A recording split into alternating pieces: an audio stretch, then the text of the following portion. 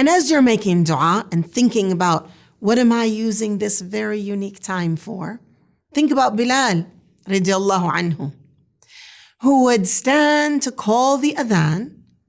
But before that, because he's calling the adhan al-fajr, before that, he was standing on the rooftops of one of the homes of Medina before the masjid was built and making dua, using this time for special dua.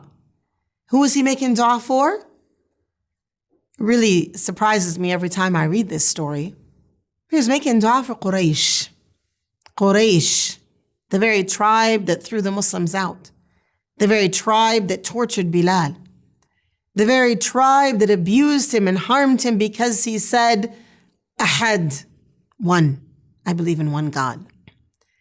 But he loved Rasulullah sallallahu alaihi wasallam, and Rasulullah sallallahu alaihi wasallam loved the Quraysh, and so he prayed for their guidance. Perhaps we also learn from his heart that when we have a heart that makes dua for people at night, that we are healthy.